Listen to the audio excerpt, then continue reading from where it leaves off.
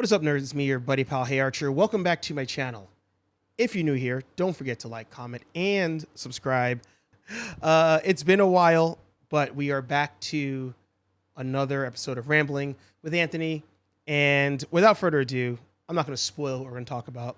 Let's just bring the man, the myth, the legend back into our lives. Anthony, how are you doing? I'm good. How have you been? Cannot complain. It's trying to slow down the toy hunting, really. That's what it's come down to. I was going to say, I see the toy hunting videos. You're pretty busy.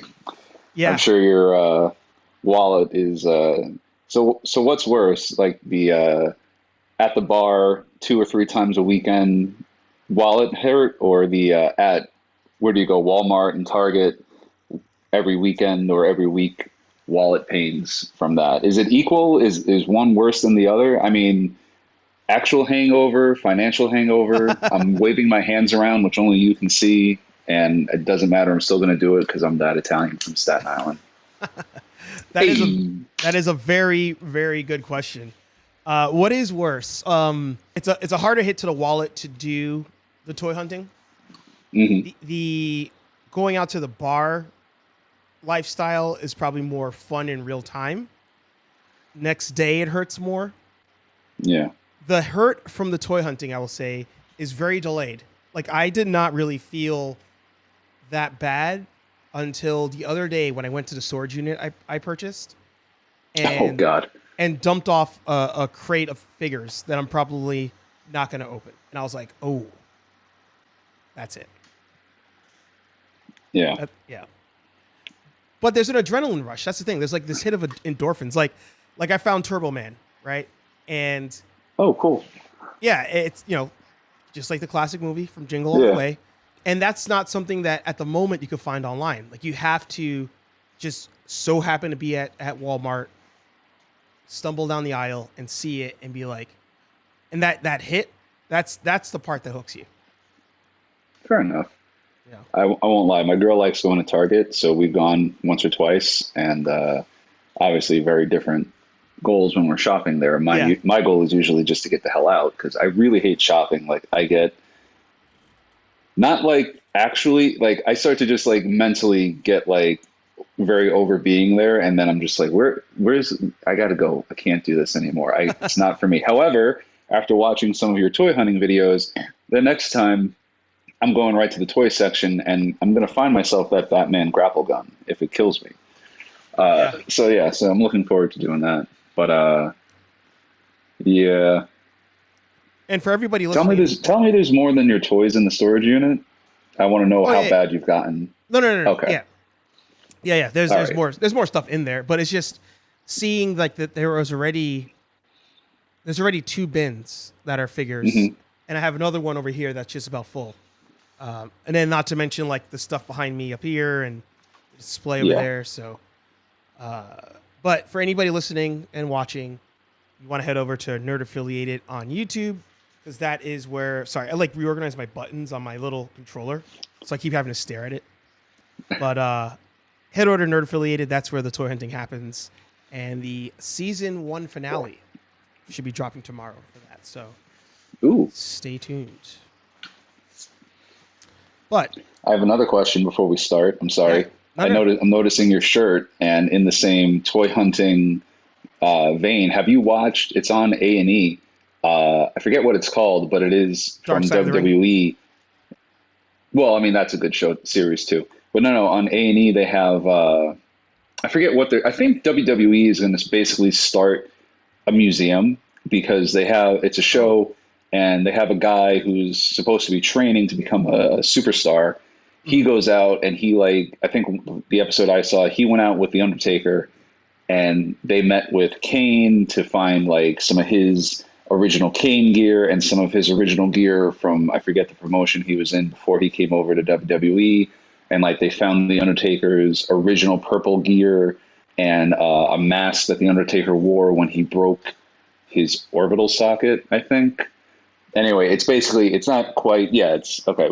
Yeah, it's not toy hunting, it's collectible hunting, but noticing your shirt, by the way, the Ultimate Warrior biography they did was pretty cool too.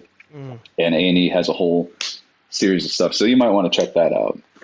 giving Yeah. WWE some free advertising because they're hurting. They need to get promoted. Well, surprisingly enough, I'm not going to say that they're hurting because multi-million-dollar company, but Yeah, they've been on this firing spree for the last year. Actually, I've seen that. yeah, it's been over a year now that I think about it. And yeah, they've lost some good talent, and now the rival company AEW should be scooping these up, and that this could be bringing back like a true Monday Night War style, Yeah, event almost.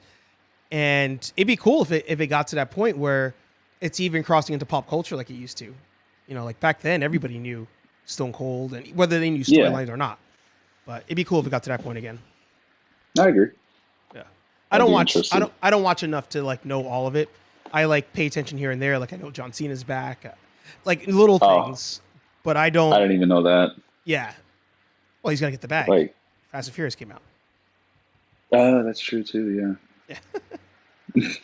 Another movie, which because I'll see it eventually, but because of that meme like dump that we had, where everything was like, you don't need with him and the Vin Family. Diesel and the Challenger family. I'm like, okay, that's gonna. I'm assuming, I have no idea if I'm right or wrong, but I'm assuming that throughout the movie, that's their answer to any problem that's presented to them. So for that reason alone, for that meme, like I'll go see. I wanted to see it because it's a dumb action movie at this point. It's ridiculous, Hmm. and I can enjoy a ridiculous movie, as we'll talk about soon.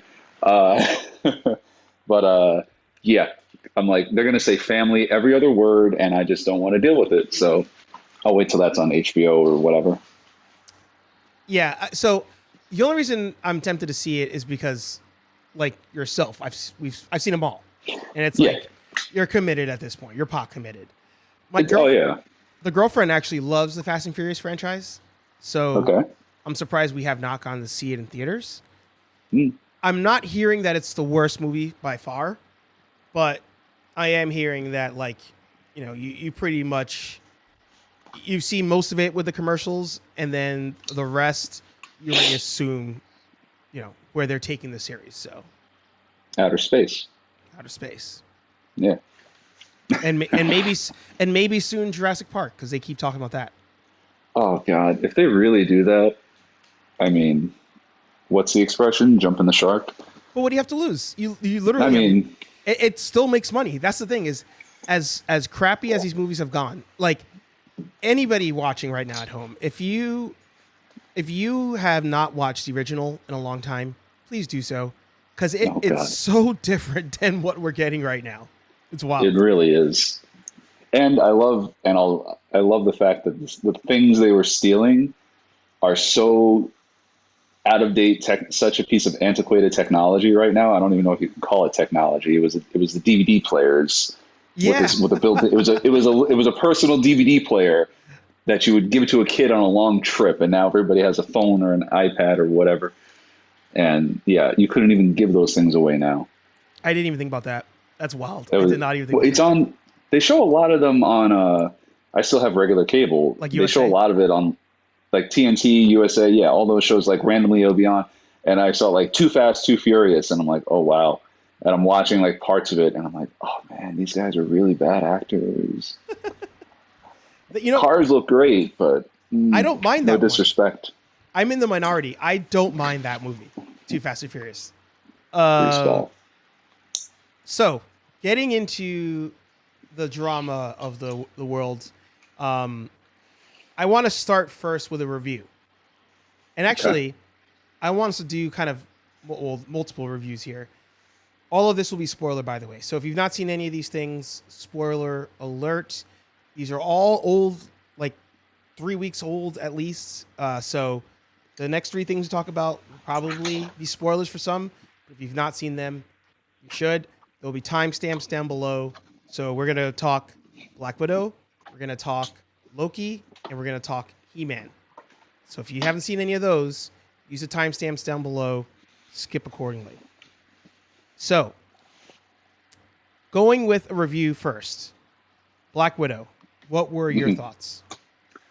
Probably not surprisingly, I enjoyed it. It definitely had. It could have been a lot better if they didn't. if they didn't try to tie it into such a bow, I Yeah. guess, like because they had to make her part of the story such a one and done, which I get. You can't have it open ended to where like it goes off to being her and Steve. I mean, well, I mean they kind of did, but like her and Steve being like that's what I called the Secret Avengers in my head, like when her and him and Falcon were running around. Hmm. Uh, it was hard to watch in like the quote unquote family interaction because it was like, all right, you guys were kids together for 5 minutes in a fake family, and like the way that what's her how do you pronounce Florence Pugh, right? Yeah. That was yeah, like the way her character acted was like kind of I don't know, too bratty little sister, at times. It was very like annoying in that regard, but Hmm. and this isn't my thought, but I saw it and I agree with it. They completely forgot that they wrote a movie where the main characters have no superpowers. Because uh, that first car crash when Taskmaster uh, runs Scarlett Johansson off the road, she's dead. She's dead, or she has a concussion, or she's broken some bones. She's not going right into a fight and holding her own against. I'm assuming Taskmaster was enhanced. Yeah. So you know, it was kind of like we said about Fast and Furious. It was a dumb action movie. I enjoyed it. I didn't expect much. Realistically, I didn't expect much because you know how her story ends. You know all that other stuff. It was enjoyable. They dropped the ball like uh, the Budapest, right? Hmm. Yeah, they dropped the ball on that. Like her going back there, that should have been like way more impactful than it was. Like they were there for 5 minutes and they're just gone after that. Like, and honestly, I didn't even make the connection that she like from Avengers when Loki mentions Dreykov's daughter. Hmm. I completely forgot about that. I completely forgot about Dreykov in general. I didn't know anything about him, but Yeah. like the name, I was just like, why did I like? I'm thinking as I hear, why do I know that name? And eventually, it's like, oh crap, right, Loki, callback, continuity, woohoo, and like that was cool. But like, they should have done something to remind us who he was. And I didn't see Dreykov's daughter being Taskmaster, but I was not happy with that because it's like, now that kind of it cheapens it because she is an assassin, she is a heartless killer. She fought for years and years and years. She killed this child to get her freedom. If you had left it like that, that would have been cool. But it's Disney; they had to soften everything up. So, hey, just kidding. She was lobotomized for years, but we fixed her in 2 seconds. We sprayed her with the red mist, and she's cool now. So, I mean, I guess I kind of just shit all over this movie, didn't I? Uh, whoopsie. I did But actually enjoy it. I enjoyed yeah, seeing it. that was the thing. Like Yeah. but like it could have been a lot better. For her final outing as Black Widow. It was. I mean, I enjoyed it. I'll watch it when it comes out for free on Disney Plus again, but they softened it a little too much. And also what's her name? Rachel Weisz being the one who was doing the experiments on the pigs. Hmm. They forgave her way too freaking quickly because she was clearly complicit in all the brainwashing and the horrible things that the widows were doing. And they got over that again in 5 minutes because for 6 months she pretended to be your mother. Yeah. It's like, dude, she kept this program going Yeah. that did all these horrible things to these women, and you just sort of like, oh, okay, cool, because she was my quote unquote mommy. Yeah. Like, damn, man. All right. So So it's yeah. funny.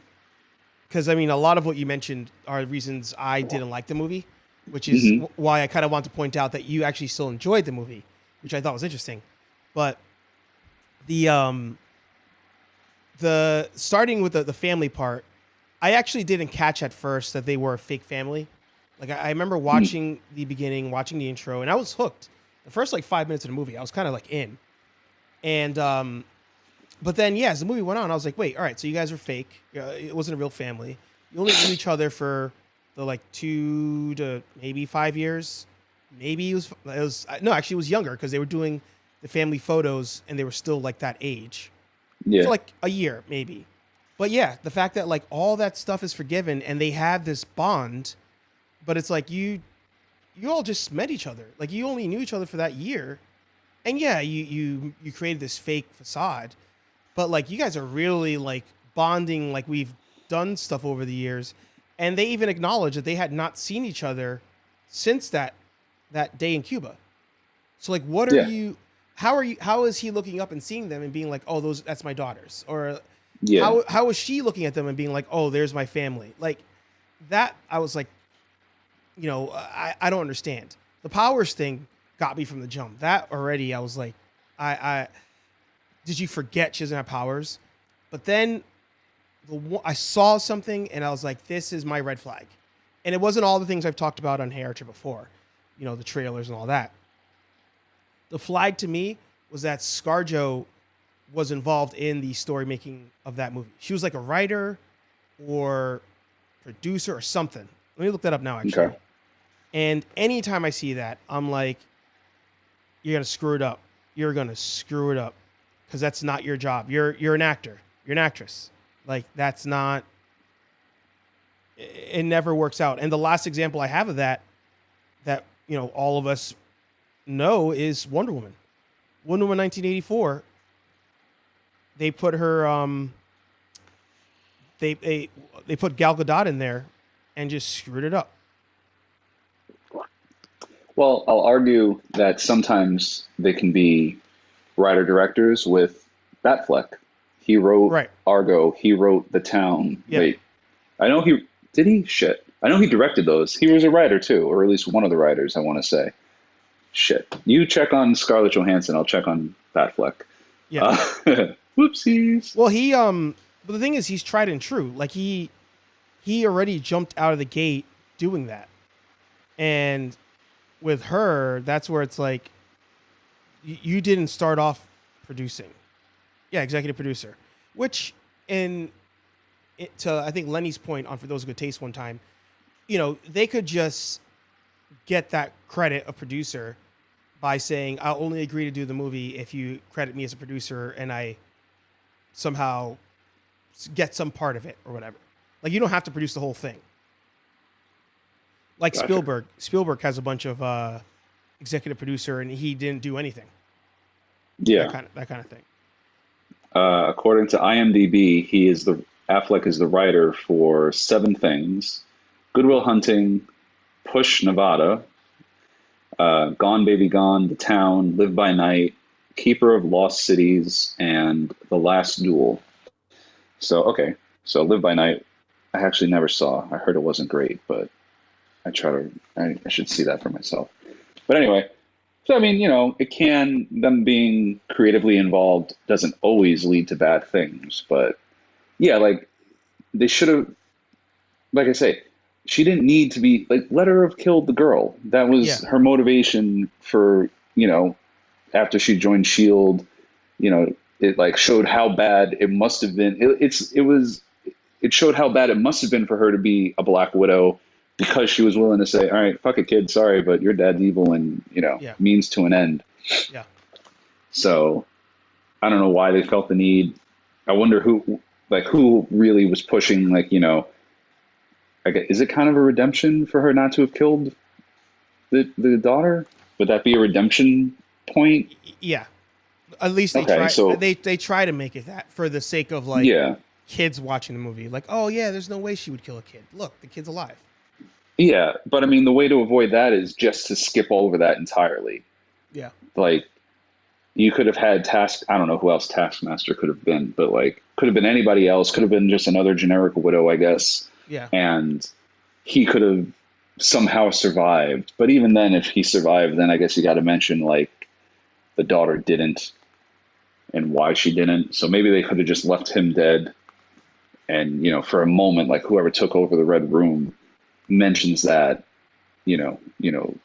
widow to Scarlett Johansson being like, oh, when she's like, I'm here to shut this down, whenever she does her big speech, be like, oh, well, who are you? Killer of children, blah, blah, blah. So, but I think I mean, again, oops, sorry. What I was going to say, I think this movie, and going into it, I thought it was going to go this route. That's where it should have taken from the Star Wars sequel trilogy, where it's okay for Taskmaster not to be somebody, like not to be connected, not to be the sister or the brother or the whoever. Like, I wanted it to just purely be Taskmaster. Nobody else, not some random connection, just somebody who's an assassin. That's what they've been doing. They have the power of visual adaptation, I guess. You know, I look at your moves and I understand them now to do them. Just do that. It doesn't have to be somebody. And when they tied it at the end, I was like, you tried to get me emotionally attached to somebody we saw for like 3 seconds, and we didn't even have that mystery throughout this movie. Like, that wasn't something they were playing on, like, oh, who is Taskmaster? It was like, no. Yeah. Taskmaster works for the dude. End of story. But, you know, so the next point that I want to bring up, what are your thoughts on her lawsuit with Disney? Like, blaming them for, because they did the split of theater and home, she didn't make all the money she thought she would get. Like, do you think that that's valid? Are you for her, against her? What are your overall thoughts? Before I answer that, I do want one last thing about the movie itself. Yep. Them redeeming Taskmaster is like a new way of killing off the villain, because you know, they killed all the villains in Iron Man 1 and 2. They kill the bad guys, and they do that. You know, redemption is the new murder, because Taskmaster could have been, because there's going to be a Black Widow series or another Black Widow movie. Hawkeye. Could have been, and Hawkeye could have been like, you know, what phase are we in? 4? 4. They killed it for no reason. So that's my last point on that. Even Captain America and Winter Soldier, like, could have been a great season 2 villain, you know. Yeah. Sorry. Oh yeah, Flag Smasher. Yeah. No, I agree. Like, so redemption, that's their killing in Black Widow, or they still will flat out kill, as we saw in Captain America and Winter Soldier, but still, again, it's like, you guys learned nothing. Why would you cut off, you know, a story, a plot thread, or whatever, storyline, plot thread, whatever? Why would you kill it like that? You know. Yeah. The material is excessive, but it's not endless. So, but anyway, but as for the lawsuit, I mean, I'm Team ScarJo. If they, like, because it's true. If I'm sure she had some sort of deal beforehand, like, you know, like all the other actors, I want to say, like, definitely Robert Downey Jr., he got a piece of the box office, and that's why he's basically unhireable from Marvel, because like they priced him out. He priced himself out. I'm sure he doesn't want to do it anymore too, but he gets some exuberant fee and cut and whatever. But no, I mean, if they had some sort of deal where it was like, okay, you know, and I don't remember, was Disney Plus on the horizon before the pandemic? Who can remember that far back? But I'm sure something. Not in that way. Not in the way of a simultaneous release. No. Okay. Well, then, I mean, they should have at least renegotiated her contract to say, okay, look, obviously this is all going on. We don't think we're going to get the box office return we normally do from one of these movies because of everything that's going on. So we'll do theatrical and Disney. Let's come back to the drawing board. Don't just do it because that's just Disney being an asshole and throwing their corporate weight around and like trying to screw her also. And it's like, also I mean, I don't know. I guess we can play devil's advocate and say, oh, well, they really weren't trying to screw her. They just wanted the movie to get out and be seen and give people who don't want to go to the theaters because they're still afraid their chance to do it. Okay, great. If your motives were pure, then you should have, somebody along the line had to have known, oh, hey, we have this deal with her. She's going to get screwed out of some money. Let's call her up and say, hey, you know, all this shit's still going on. We'll redo it this way, and you know, you'll get your money this way. And again, I'm again giving her the benefit of the doubt too. I'm hoping that she's not suing just for the money, because I'm sure she's made a shit ton over the years from Black Widow alone, but she's done a lot of other movies. I would hope she's trying to file the lawsuit as a Out of principle. thank you. Yes, out of principle, out of hey, you can't just do this because you're Disney, because you're Fox is no more, because you're Disney, because you're Warner Brothers. You can't just do these things and ignore our contracts and say, oh well, you got this because it goes. I mean, I shouldn't talk about this, I guess, but it goes back to like men are paid $1 and women are paid 75 cents on the dollar or whatever the actual breakdown is. You're screwing her out of that money where her male co-stars, Chris Evans and everybody else, got their full due, got their full contract because of theater-only releases. Yes, the world has changed. Yes, I don't know how much money it made, and I know it dropped off severely after the first weekend, but, you can't, that doesn't give you a license to just do whatever you want and ignore your contract. Because if she went out and did something, right, okay, real quick, David Ayer. If he just releases his copy of Suicide Squad, right, he's going to get all sorts of legal trouble. Mm-hmm. In the same way that the creators and the actors can't do whatever they want, you got to hold the studios accountable to their deals and everything else. So go for it. Let her make her money, prove her point. And I don't know if it's true or not. What's her name? Emma Stone. Emma Watson. Who is that? Emma Stone. Who's Emma Watson? That's Is there an Emma Watson? Yeah. I'm seeing her curly hair. Is that the Harry Potter girl? Yes, I think. Yeah. Emma Stone I saw maybe doing the same thing because of Cruella. Yeah. I guess. So, yeah. I mean, if that's not right. You have contracts. Honor your contracts. If you have to renegotiate, you renegotiate. But you're not going to make as much because 10 of us could have watched Black Widow in my living room for the price of one. Yeah. But still got to give her what's been negotiated, what she's due, and she's due whatever she was told she would get in her contract. And you're not hurting for the money. Just pay the woman. So, I have a thought on it, right? I primarily agree with you. Like most of that, I agree with. Not to go into what I do for a living, but my company also had to do pivots because of everything that happened. I feel like most companies where your people are paid on a certain structure based on certain scenarios, when everything happened, you had to change if you want to keep pace with your people. So for her, I'm of two mindsets, right? I 99.9% agree with everything that you said. But that 0.09 or 0.01 or 0.1 or whatever, I wonder, right? And let me know what you think about this.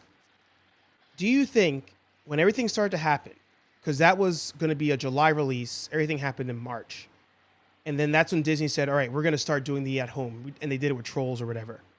Do you think they went to her and said, listen, we're going to pivot and make this a home release. Theaters are shut down.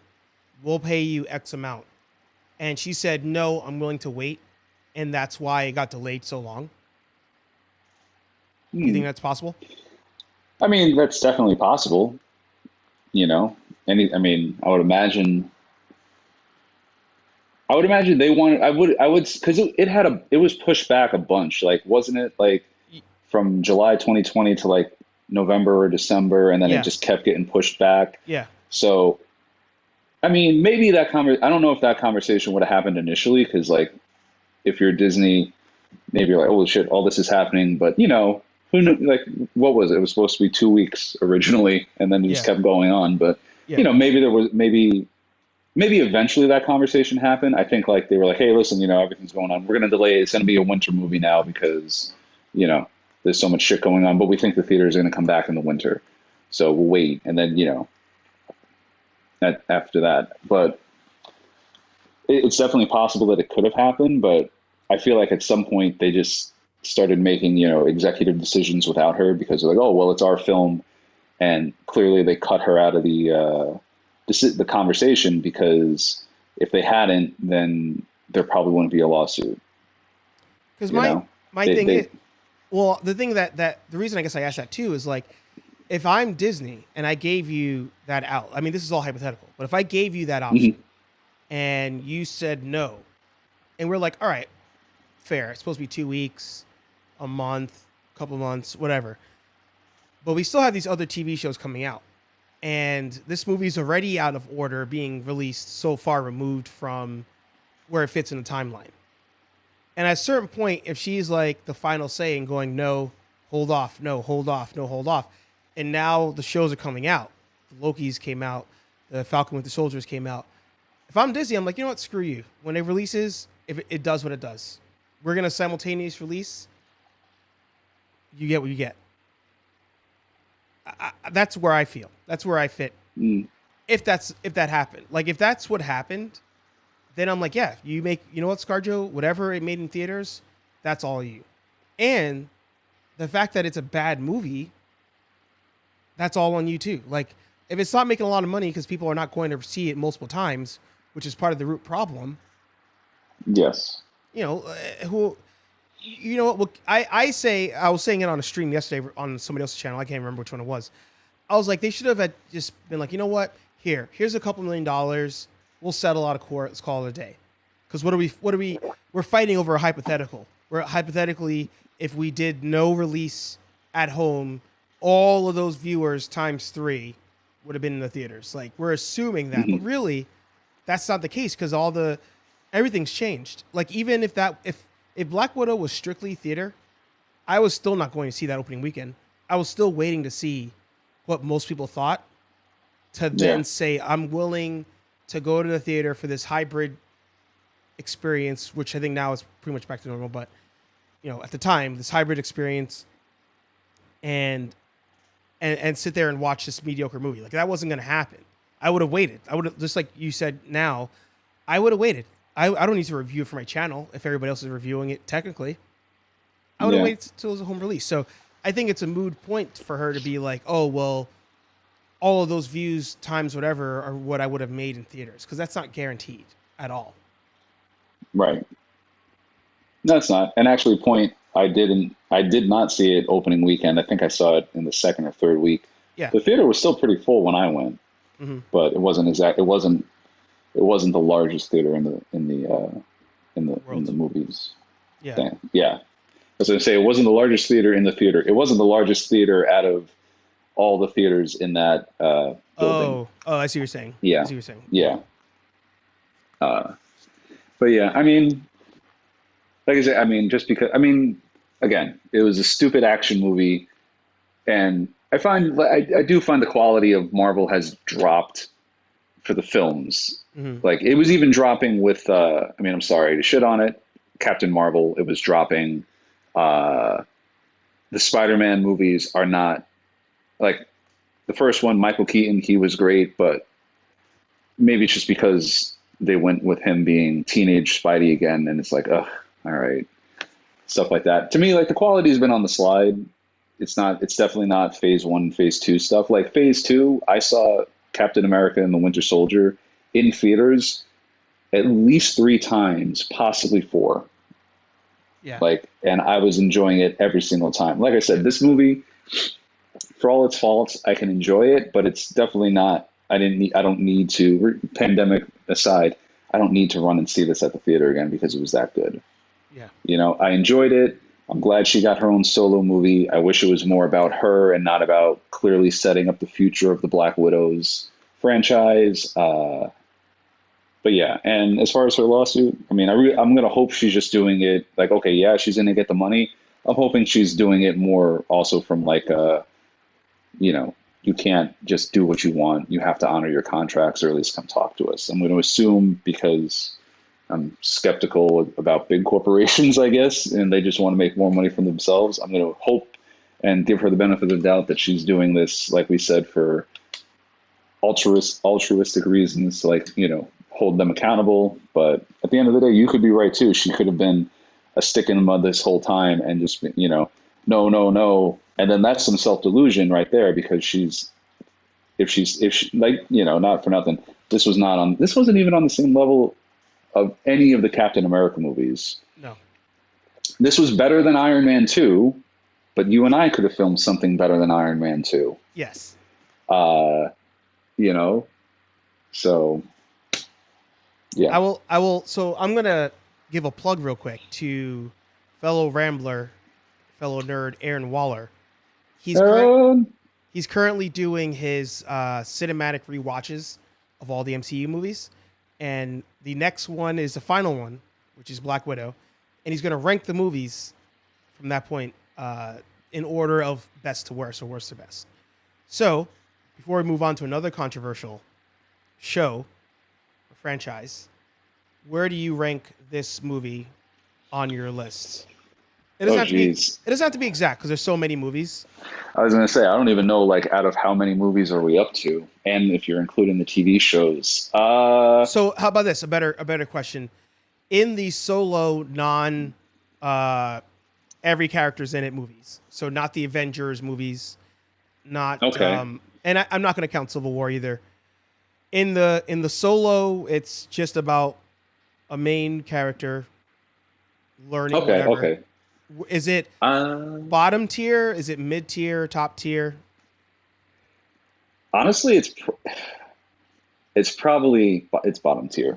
It is. Yeah. You know, like, I'm sorry. I remember. I know we had conversations where I was just like, I was hyped for this movie over. What was the other movie? Shit, it's been so long. Oh yeah. Wonder Woman. Actually, I think it was Wonder Woman. I was looking forward to this more than Wonder Woman. Yes. And I did. I mean, compared to those two films, funny how I do enjoy this more than bombed. Yeah. Funny how those both worked out. Was it you? No, I think it was my friend Sal, who, by the way, we'll talk about it later. He was like, oh, I'd love to do a podcast. He's huge into Star Wars and all this other stuff and Marvel too. But I was like, oh, I'll talk. I'm sure you can come on. But he was like, how do you go from the first Wonder Woman where she's a kid and all this other stuff to after a few years of training, she's competing with fully grown Amazon women and kicking their ass. You didn't need that. That shows her at like a power level completely inconsistent with what we saw her in the first movie as a child. Right? I don't even know if we saw her with a power level as a child in the first movie. And then all of a sudden you're saying she's kicking their asses, she's outrunning them, like, whatever. Anyway, yeah, I still enjoyed Black Widow more than, let's rank it this way. I still enjoyed it more than Wonder Woman 84. Yes. For what that's worth. But yeah, in terms of just like, Iron Man 1 through 3, Cap 1 and 2, and so on and so forth, I'm sorry, it's in the bottom tier. It's above, and you know what? I'm sorry, it's not even above Incredible Hulk. I still think it's a decent movie. I think it is too. Yeah. I think, yeah, it'd be interesting to see how they tie the Abomination back in. Yeah. I'm sorry, I can't pronounce it. Shang-Chi. Thank you. I can't wait for that movie. Mm-hmm. Whatever happened to Mobius too?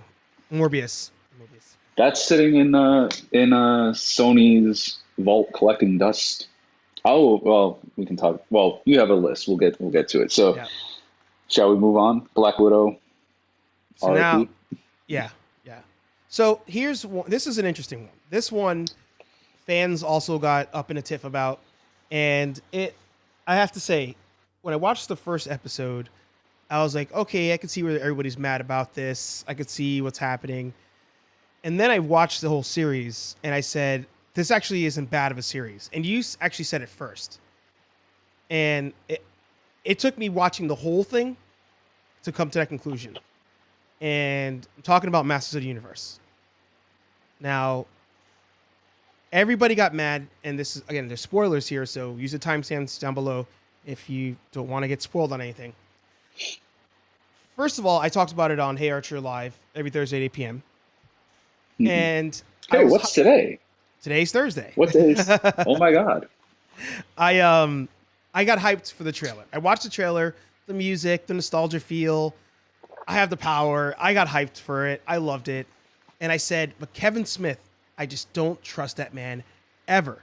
And then this show comes out. People get all pissed off. They're like, He-Man's not even in it.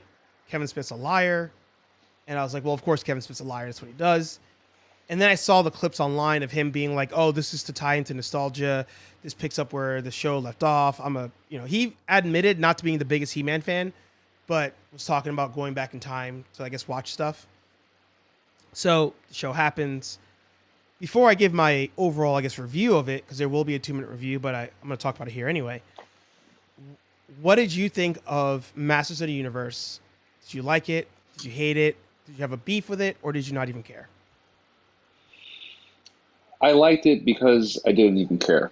Like, I watched, I'm sure I watched the 80s He-Man cartoon reruns and enjoyed it. Like we were talking when you were doing the audio test, my buddy sent me a picture. He found his original Power Sword, and I had the Power Sword. So, yeah. And there was like an early 2000s He-Man reboot that I watched too. Like, I think it was like on the same night as Justice League and whatnot. Mm-hmm. I was a little bit like, oh, what the fuck? Because, yeah, the trailer that's basically like showing like Michael Keaton. If they show a Flash trailer and the only Batman you see is Michael Keaton in the trailer, but then all of a sudden it's Ben Affleck the entire movie. Yeah. It's a bait and switch. Like, I wouldn't be mad about either, but that was a bad example. I'm sorry. That's a great. That's a great example. Oh, okay. Thank you. I try, but I mean, it's a bit the trailer. I was same thing as you. The music, We Need a Hero, totally got me hyped. I was like, oh wow, this is going to be pretty damn good. First episode, they kill him. Well, no, excuse me. Actually, no. Being fair, right. No, because they didn't kill him. Yes, he ends up in the afterlife, but we don't see a dead body. We see a scorch mark. Yeah. And okay, yeah, he's gone. He ends up in the afterlife. They sort of kind of killed him because he just got. I'm saying he just got like when he took all that magic, he just got transported to another dimension, which is basically what they showed their afterlife as being for heroes. Mm-hmm. At the end of the fucking series, they still didn't necessarily kill him. They impaled him. Yeah. We have to see what happens in season 2. Yeah. Or series 2, because they're kind of doing it. There's definitely going to be another series. It's 2 parts, yeah. Yeah. So we got to see what happens. But because like my brother would probably be more pissed off because he was born in the late 70s and he watched He-Man, Knight Rider. He watched all this shit in real time. Yeah. So he would probably be more upset. And I didn't hear that actually. Is it supposed to be like a direct continuation of the 80s show? Yes. Or is it? Okay, so then, I mean, I guess I got to watch. So then, I guess I got to watch all those somehow. But, because I wasn't as emotionally invested, I'm just like, all right, cool. It was interesting. It was something different. I'll give them credit for that. I thought it was going to be like guys at my job, they were like complaining that, oh, it's all woke and this and that. It has female leads. Who gives a fuck? If that makes it woke, whatever. Yeah. Like, judging it on its own as not the biggest, I don't know the lore. I don't, I enjoyed the show as a kid. Like I say, the rebooted show, I should say, I enjoyed. I mean, I think it was fine.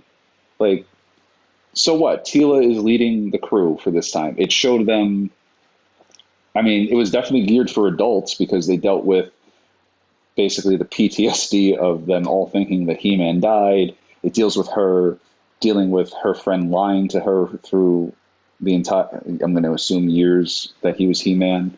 Mm-hmm. And it deals with the aftermath. So in that regard, I thought it was a good show. I think the bait and switch is pissing people off, which I get, which pissed me off. But then, whatever. I watched the show anyway. When the first part of it ended, where they both come back and Skeletor comes back, I was like, oh, what the fuck? I didn't see that coming. I thought, like, Evil Lynn, I'm interested to see if she actually does go back to being by his side, because I was thinking that she was really like turning over a new leaf. Maybe I'm just being naive. But I don't know. I mean, people put. You and I are guilty of it too. I don't know if he subverted. If he comes out and says, "Oh, well, I wanted to subvert expectations," like the guy who did The Last Jedi did, and this and that. No, Like, I don't think he subverted expectations except for the bait and switch with the title. Otherwise, it was a good cartoon. It kind of felt 80s in the like they did the flashbacks in it, so it felt 80s cartoons there. And then it was just another story. There's literally thousands of stories they can do in the Masters of the universe, and this was just one where they're dealing with Tila, moving on from being a man at arms and all that other shit. I mean, be mad at him for the bait and switch. I've said that 1,000 times already. I apologize. Be mad at him for that, but I don't think it was the worst cartoon. It's not the worst cartoon I've ever seen.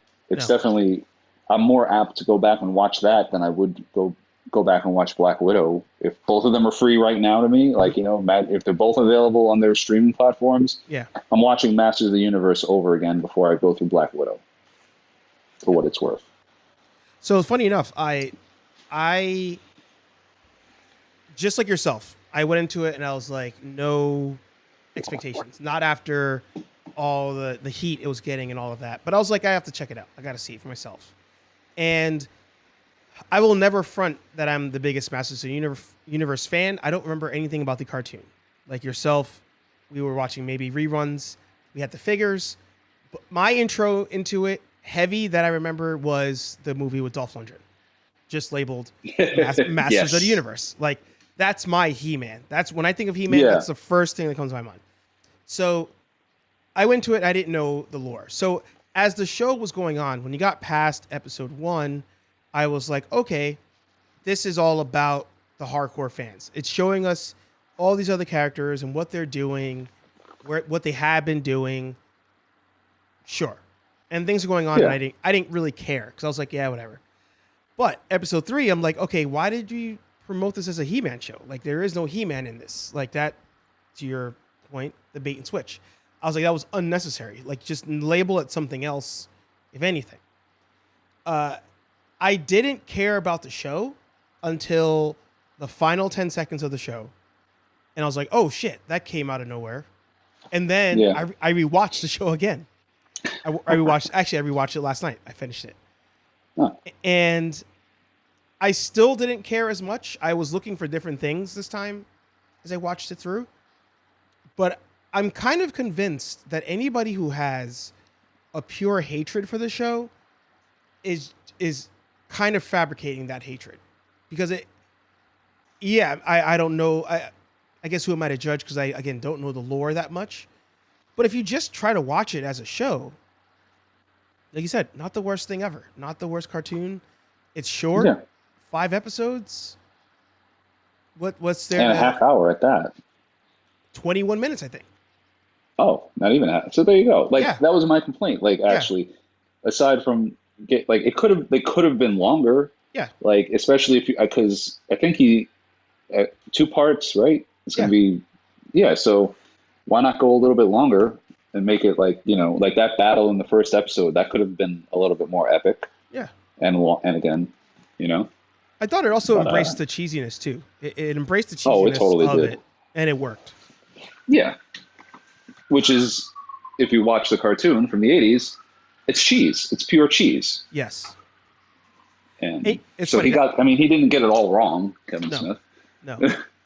But it's, what? It's that bait and switch. Like, I know you said, we've said it a million times, but that's truly what the biggest issue is with the show. It was a bait and switch. And unfortunately, he did a bait and switch on a show that he actually did decently. Yeah. So yeah, let us know in the comments what you all think of the show. Because it's most people I've talked to that gave the show a chance actually liked it. Surprisingly enough, to an earlier point you made, Captain Marvel, I remember after I left the theaters, I was mad at myself for actually liking it. Because it was a crappy story. It made no sense in the fitting into the overall MCU. She's overpowered. My review of Captain Marvel actually is like your Black Widow. I had so many issues with the movie, but I enjoyed it. But would I rewatch it? No. And with Masters of the Universe, I think everybody who hates it can rewatch it And I think maybe each time you rewatch it, you might like it a little bit more. I don't know. Yeah.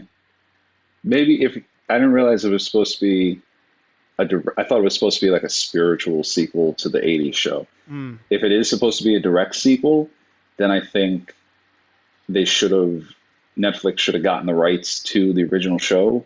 to put it This on. way you could have like watched it, because at that point then again maybe that would have been a pain in the ass, because then like you're tying it into this very like the new one was campy, but it wasn't. I'm sure it wasn't '80s campy, and I haven't seen the original in a very long time, so sorry if I'm wrong. But at least then that could have been like, oh cool, we watched like, and how long could the original have possibly run for? 2 seasons, 3? Yeah. I don't think let us watch all that, and then we have Masters of the Universe, and then maybe people, I'm sure they'd be mad, but maybe they wouldn't be as mad because we just watched whatever of He-Man being He-Man, Yeah. And that's a good point you had, by the way. I did it. I mean, it was interesting. I was like, oh, that's cool. That's what they've been up to. Like seeing like the bad guys, like the one who became like the techno god. And Yeah. I thought Beastman's like overprotectiveness of Evelyn was like, what did you two get up to in between here? Oh no, but he's always been like, I think that's something I remember of the show is he was always kind of like her. He worshipped her. Okay. But it's funny because even I forgot to mention, I loved, and this is again Kevin Smith. Like Kevin Smith loves the character of Harley Quinn, and getting the chance to work with Mark Hamill, he had that relationship with Evil Lynn become a very Joker Harley Quinn relationship, and I actually really enjoyed that. But I did like how they all like were transitioning to, it's not about magic anymore, it's about science. Like now that the power sword is, or the sword of power is gone, because the power sword is a different thing. Now that the sword of power is gone and magic is depleting, it's all about technology now. And I liked how they incorporated that too. So it half decent show. Yeah.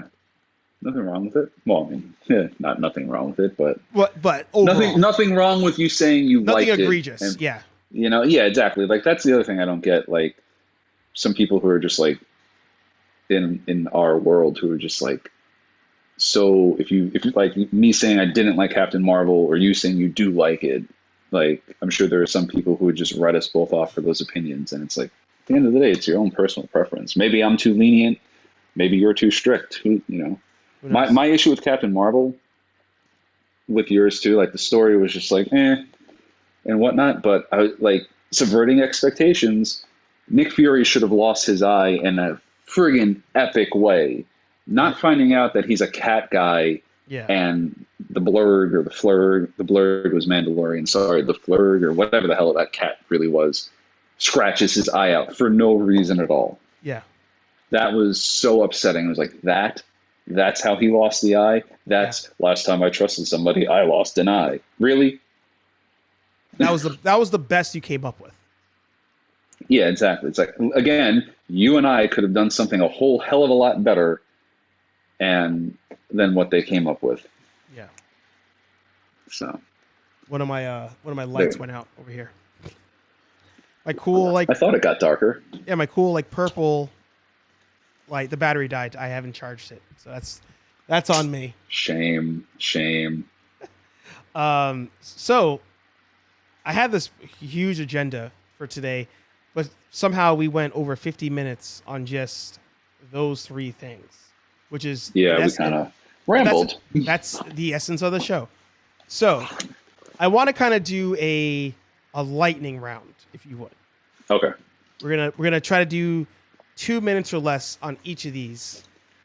Oh boy. Just get a timer going. Yeah. So first one that we'll do, we'll stay with the at-home experience. Loki, what was your overall thoughts of the show? Loved it. Tom Hiddleston, keep playing Loki until he is an old man, until he is actually old Loki, which I think he said he wanted to do. He'd be willing to do. That'd be awesome. Sylvie's great. The actress who played Sylvie was great. Owen Wilson on that show was great.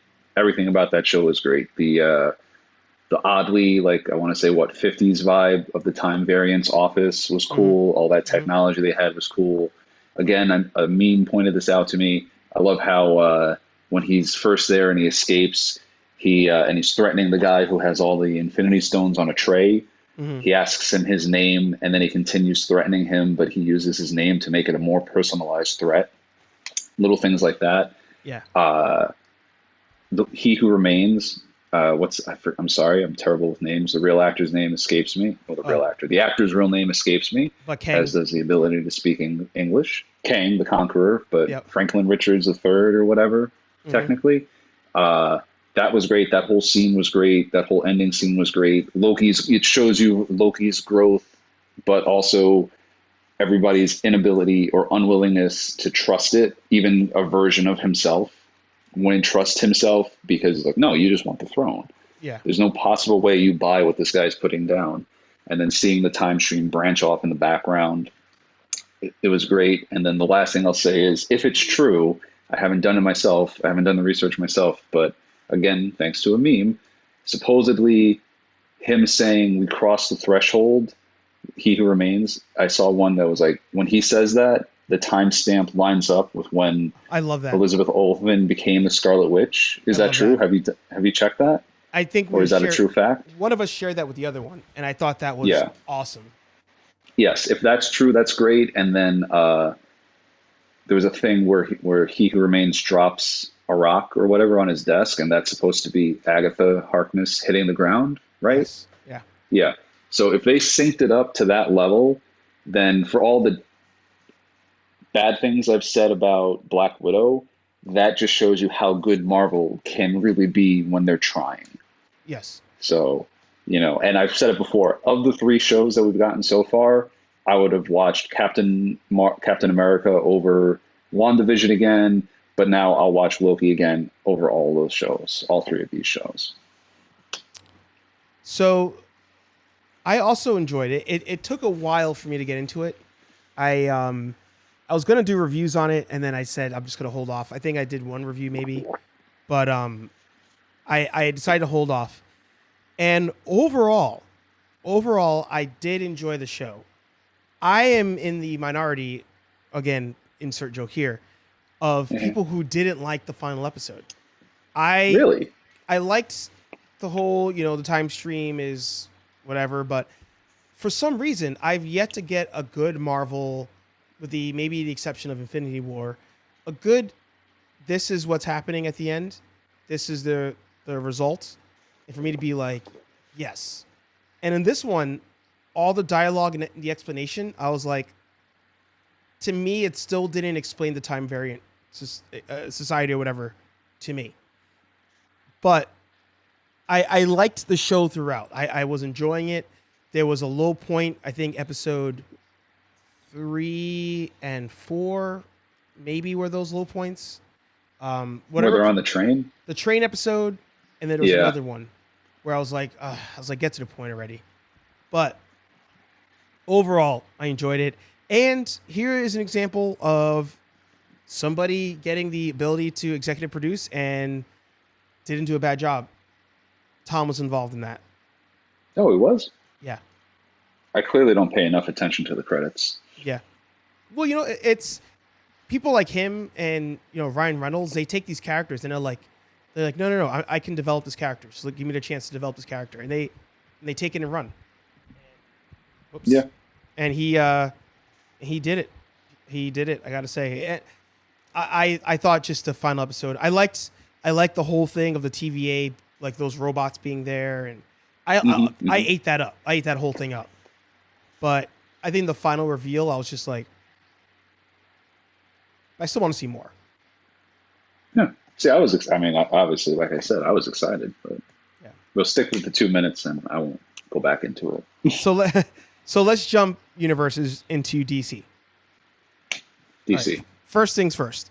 There are pictures of the Ben Affleck stunt double in, is it the Robert Pattinson movie or is it Flashpoint that he's in? Apparently it's the same stunt double in both. The guy who you see on the Robert Pattinson bike, like the first look we got at the Batsuit is him on a motorcycle. Yep. it's apparently the same. It's the same guy. And I looked at somebody did this picture side by side. It's the same chin. So I'm gonna say, and they said it's the same guy. So he has, ironically, that stunt double has the best live action Batman chin, I think, aside from Affleck. Yeah. I don't think anybody. I think Affleck, not as square, obviously, because it's a cartoon, but I think that is the closest we've gotten to the Bruce Timm Batman square jaw, Bruce Wayne square jaw. We've been so robbed of good Batman with Ben Affleck. It breaks my heart. It truly breaks my heart. Going back to what we said before, real quick, of the produce, like how we mentioned he was a writer and a director, and Scarlett Johansson and Tom Hiddleston. I hope he gets his chance to do his Batman movie as a series or as on a one-off movie on HBO Max. They might. I'm already rambling. I read something where I can't think of his real name. The Jim Gordon actor from the Justice League movie. Yeah, I'm really kicking myself. J.K. Simmons. Got it. Simmons. Yep. He's in talks to come back as Gordon for the Batgirl movie, and they cast Batgirl, and everybody hates that she's not a white redhead. Yeah, I have a beef with that too. But wait, well, you know what? Let's come back to that. So overall, as far as I always mess with my microphones. I'm always like looking at the camera and I'm like, microphones and buttons aren't your strong suit. No. So as far as the movie, right? Are there any hesitations that you have towards either movie, The Flashpoint or Tom Hiddleston, Robert Pattinson, Batman, or you're still all in? Pictures secure the bag more for you, like? I'm definitely feeling better about the Robert Pattinson Batman than I am about Flashpoint because I've seen something of it. The trailer, and obviously a trailer can go horribly wrong or can diverge greatly from what the final movie is. But based on that trailer, I'm good. I'm in. I want to see what he's doing. Everything, I keep reading stuff where it's like, oh, he's actually playing a really psychologically damaged Bruce Wayne, and being Batman is his catharsis, and this and that, and these and those. Cool. Because of the Flash and Flashpoint and the CW Flash, I do have, until I see something more than a picture, because the pictures look cool. Michael Keaton looks great as old Batman. The stunt double looks great as Batfleck. I haven't seen anything of Ezra Miller's Flash suit. I think I saw a concept, but who knows how it's going to actually look. Yeah, I'm very timid with that one to say it's going to be a great movie. I won't even say the Batman's going to be a great movie. I think it could be a great movie if it follows the tone of the trailer, and if WB keeps its friggin' mitts off it. Yeah. But time will tell on that one. Until I see a trailer on the Flash, I don't want to say if it's going to be good or bad. It has the potential to be both. I mean, you can say that of any movie, but it really does have the potential to be both, because if they're involving time travel and this and that and these and those, whenever you get alternate realities, and it seems like, which is what it seems from like photos and things I've read, they're going to try to do.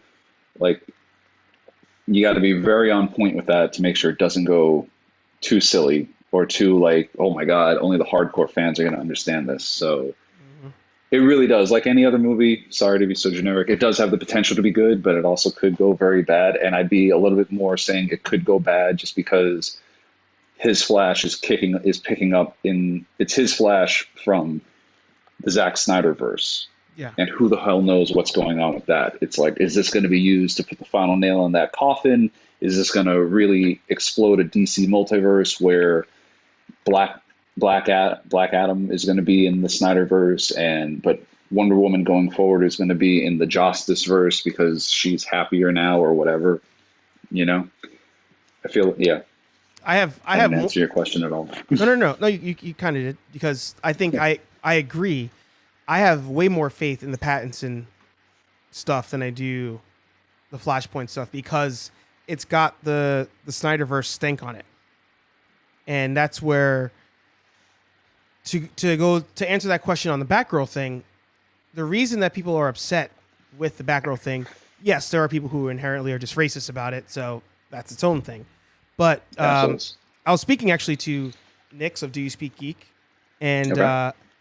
he was talking about the fine line between like tokenism and it just being like a visionary change essentially. Right. And they mentioned the casting of Batgirl. Whatever you want to use a black actress now, but the problem is that they did that, but she's in the same universe of J.K. Simmons, Commissioner Gordon. That's their father and daughter, and that's where they're like, all right, now it really feels like you're just tokenizing Batgirl. That's where that comes from. Okay. So if not for it being the same universe, I think the debate could be had as to what's their intention. Did they just hire the best actress or not? But I think because they're combining those two, that's where the true fans like myself are kind of like, all right, what are we pulling here? Yeah. And it wouldn't make sense for them to put her in the Pattinson universe because he's only Batman Year Two. Right. So for him to have inspired basically a copycat, Right. so soon. Well, is she a copycat? I guess she is. Yeah. But for them to have inspired, for him to have inspired it, where everything I read is he's still kind of like the urban legend thing. Yeah. Yeah. And like for her to be, if they're going to give her own movie, she's going to be like, I'm assuming she's going to be equipped and like kind of good at it. Like, they're not going to make a Batgirl movie where she just basically gets her ass handed to her for like 45 out of 90 minutes, know? So. Which I'd enjoy. I always enjoy the superhero getting jacked up, the rawness of that. So.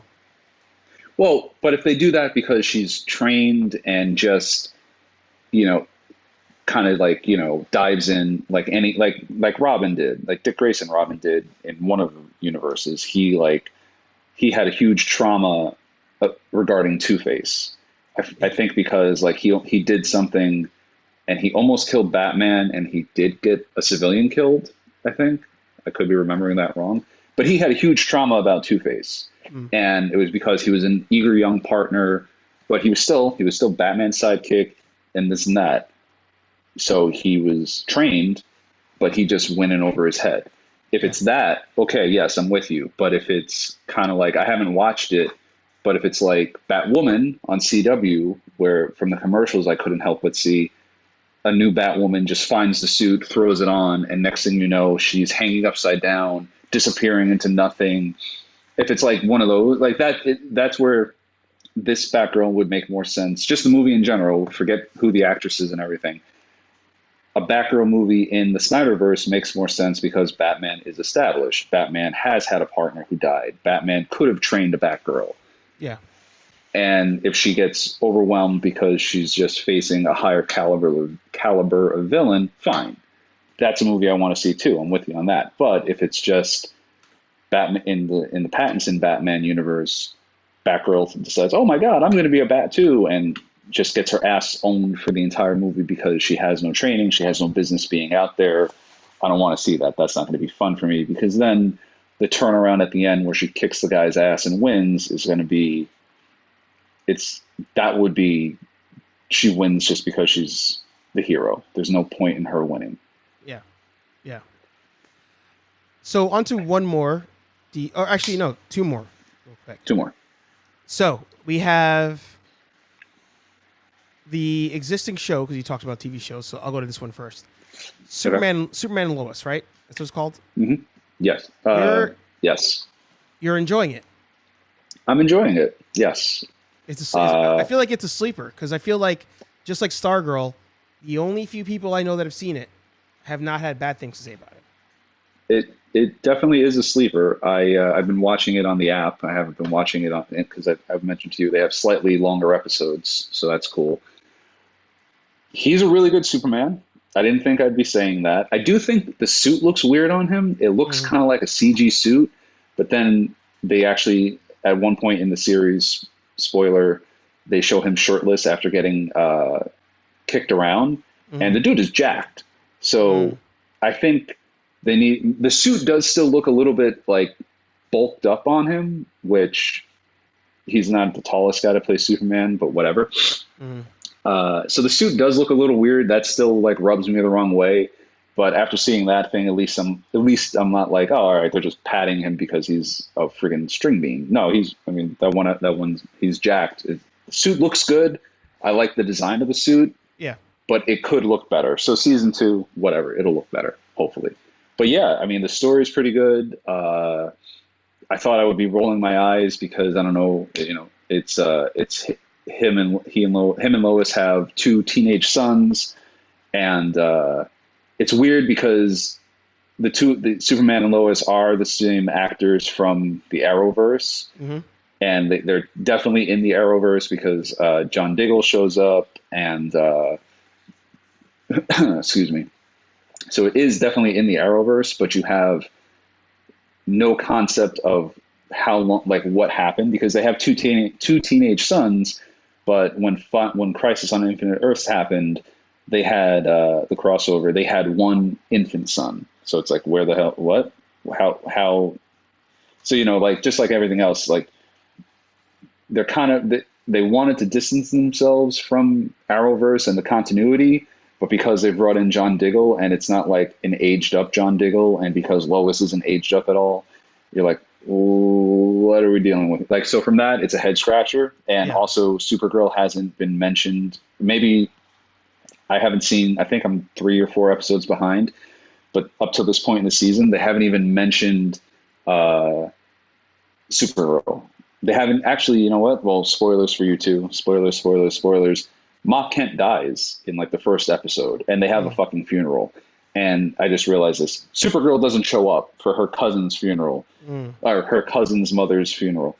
So I don't know what's going on in her show. I never really watched it, so I know it's the final season of that coming up. I don't know if they're killing her off, maybe, and that's why she didn't show up. I doubt that, but who knows? So it's weird. It's like, it's kind of like anything else. Like if you try to pick, well, anything else with the CW, if you try to fit it in with the larger interconnectivity of all the shows, you're scratching your head and like, what? But if you just watch it on its own, and even when Diggle shows up, I guess just like say to yourself, all right, screw it, it's Diggle, but we don't know what version of this Earth we're on, or whatever, what version of the Arrowverse we're really watching. But for it on its own, I'm enjoying it. I want to watch the end of it. I think it looks really good, like Stargirl did. Maybe not as high a quality, but it's balancing out the Superman stuff. I thought like, oh, the family stuff, it's going to be like Smallville all over again. And it does have a little bit of that teen shit to it, but it's not the driving force of the show. It is a Superman show, so I'm enjoying it. I definitely recommend watching it. It's almost at the end of the first season, so if you're waiting to review, you waited to review until you saw all of Loki, may as well just wait till you see all of Superman. I'll do that. So the final thing, and Final thing. I mean, talk about a fall from grace, though. When you think about the Arrowverse, like it was so good and so expansive, and then it seemed like in the course of like a year somewhere, it just like just exploded, not in a good way. No, not at all. Like I was excited. Like so sorry, 2 more minutes. No, yeah. If you watch, when they bring in the Barry Allen, like that was a cool episode of Arrow. And then when he gets his own show, that first season, is pretty good. It's pretty tight. Like, but now it's just like it's the same shit over and over. When are they going to say "Run Barry Run" in this season? When is he going to go back in time like an idiot again? When is he going to have like they made fun of it? I think you and I talked about it. They make when they do Elseworlds and Oliver and Barry swap powers and lives. What's his name? Stephen Amell as the Flash makes fun of Barry Allen, saying like, "Oh, you can't go more than 5 minutes without a sappy emotional speech from your wife." Okay, great. You acknowledge that problem. The writers acknowledged it, and then what did they do? They went right back to that format. Yeah. So I don't even watch. I watch clips on YouTube now, but I don't think I've watched a full. I think I tried to watch a full episode of The Flash, and then I just turned on Superman and Lois, and I was like, I can't. This is too ridiculous. It's too like, yeah. They did that lightsaber thing the other day. Oh my God! Yes, so awesome. The lightsaber thing. Godspeed and the Reverse Flash and the Flash all have lightning bolt lightsabers and had a friggin' duel, and you're like, yeah. oh boy. Yeah. Yeah, they should have ended that show Long time with. ago. They should have ended it with him sacrificing himself in Infinite Crisis, and then you know what? Bring in a new Flash, or bring in the '90s Flash for a while. Let's see what he's been up to. I'd like to see that. I'd watch that show, but I don't have anything invested in that show anymore. No, not at all. And I never got. And Legends never grabbed me. The first. Sorry, we're rambling again. The first season, I tried to watch it, and I was like, oh, halfway through. And then I heard the tone and like shifted huge. It was a huge tonal shift to become more of a comedy in season 2 and beyond. And it's still going on. So clearly it has, yeah. And one day I'll sit down and give it a shot, but it didn't grab me and I never watched it. So I can't say bad things or good things about that show. But this show I watched and I forced myself to watch through like the season's decline. And now I'm just like, I don't care. I'll watch the clips on YouTube that people edit together to show me like the good stuff, like the battles and Reverse Flash. What's his name? Tom Cavanaugh. Still a great Reverse Flash for the silliness of the lightning bolt lightsaber. So, yeah. So to end on a good note, or what we hope is a good note, how you feeling about Suicide? How you feeling about Suicide Squad? Speaking of Guardians, speaking of Guardians. I love the fact that they promote that in the trailers I see on TV. They say, obviously, from the guy who gave you Guardians of the Galaxy, and it's like, you can't, I mean, yeah. I mean, all I can say is from what I've seen from the trailers, and it looks interesting. I mean, the reviews I haven't read reviews, but like the headlines of reviews are saying that it's great. And I think maybe even a couple of like nerd reviewers have gotten it somehow. Maybe I'm wrong, but it looks interesting. It looks. I mean, I'm gonna watch it. It looks fun. It's and key thing here, it's free to me. I can watch it on HBO Max. I love that. I love that. Yeah, it's like I'm sorry. Like okay, hey, let's jump back and kind of bring it full circle. These guys are probably have lost some sort of revenue. English words. One more time. Take 2. These actors and actresses have probably lost some sort of portion of their revenue because it's going to be a dual release. But so far, I have not heard of Margot Robbie or Joe Kinnaman. Is that Flag? I don't know. Flag actor. John Cena is all I. John Cena. Okay, but John Cena, whatever. I haven't heard any Jai Courtney. Those are all the names I know. I haven't heard any of these people filing lawsuit against WB or DC for a dual theatrical and streaming release. So that is regardless of whether or not the movie is going to be good. That's just one thing I'm saying. I'm going to watch that not tomorrow because it drops tomorrow and I have it and it's free. I don't, but yeah, the trailers look fun. It's going to be weird as shit to see them have Starro as the main villain. It's like, how are you going to fight that guy? I like that they're still kind of just hinting at the larger DC universe because Bloodsport is in there for shooting Superman. Wait, I saw that in the trailer. Is it Bloodsport? Heimdall's character. I can't think of his real name either. Bloodshot? Bloodshot. Sorry, Bloodsport. That's a Jean-Claude Van Damme movie. I was like, wait. We're bringing in Bloodsport into. That's awesome. Oh, actually, no. Wait, Bloodsport isn't Bloodsport a comic character too? Wasn't that the bad Vin Diesel movie? All right. Anyway, sorry. That's Bloodshot as well. That's Bloodshot. Oh no. Okay. Well, whatever. We'll fix this later. We'll get this right one day, people. I swear. All right. Anyway, Heimdall's character is in jail for shooting Superman. Yeah. Hinting at the larger DC universe. Cool. Harley Quinn shows up late because she was dealing with something. Cool. What was she dealing with in Gotham? Was she with the birds? Was she fighting Batfleck for some weird reason? Was she making out with Poison Ivy? Who the hell knows? But yeah, I mean, I'm interested and I'm going to see it sooner than later because it's free.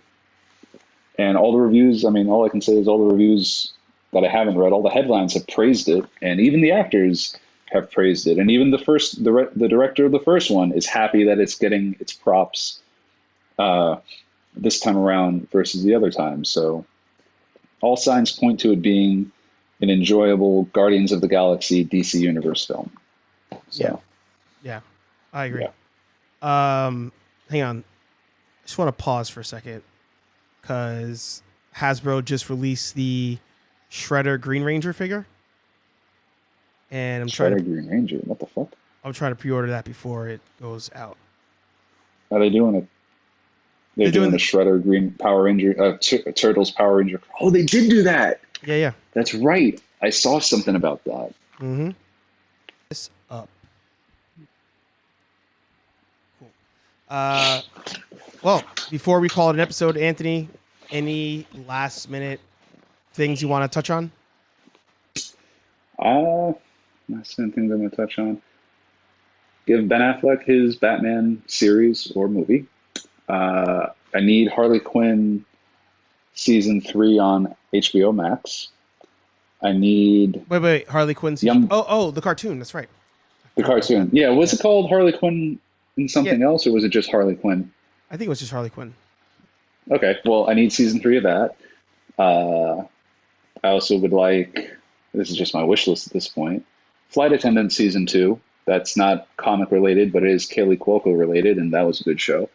Any other shows we need? Oh, next time we should... I don't know if either one of us are really Green Lantern people, but HBO Max is doing a Green Lantern show. We should probably see what's going on with that and talk about it. I think it's been... I'd be interested. I think it's been silent for a while. That's why it's not come up. Yeah, but I thought I heard that they cast somebody recently, but maybe as we all know, my concept of time is shit. So this could have been a year ago. But yeah, no, give me those shows. Don't screw up anymore. Don't screw up Batman. Don't screw up The Flash. They could be really good. The Flash could save us and establish a multiverse properly where we have Pattinson and the Snyderverse and everything else. Don't screw it up. Don't let Ezra Miller have too much of a say. Don't let Warner Brothers have too much of a say. Let the director do his job and the story people. And if it sucks, let it be their fault. Yeah. That's what I'll shut up on. I agree. I agree with all that. Well, it has been a pleasure. It's been a long time coming. It has. We got to get Aaron. Yeah. Got to get Aaron Waller on this. We could probably talk Suicide Squad because it'll be out by then on the next one. Yeah. Perfect. Well, hey, thank you all for being here. Thanks for watching. Thanks for watching. Thanks for listening. Yeah, I always do that. HeyArcher Live every Thursday. Oh, was it? I was going to say I've gaffed enough on this show. I can't exactly bust your chops. HeyArcher Live every Thursday at 8 p.m. I swear on all things that there will be more Rambles and HeyArcher podcasts coming. I'm writing it down. I'm making a schedule now. I'm trying to be more mature in this YouTube podcast creation, where there's actually a schedule. So I'm trying my best. Yes. And if I may, one thing, possibly a ramble coming from a very iconic 1980s movie location in downtown New York City. Yes. In a few months, possibly, if I get there. Possibly. So possibly. We'll work on it. And hey, maybe by then there'll be a movie review we can do in relation to that. Oh, right. Okay, see that? We already got stuff. We got 2 movies for the next episode. Well, we do. A trailer and a movie for the next episode. Yeah. Well, give your outro again. Well, yeah. I'll say, well, nerds, either way, subscribe, like, share, follow, all the different things you can do on whichever platform you're watching, listening on. Either way, talk to all you nerds in the next video. Peace.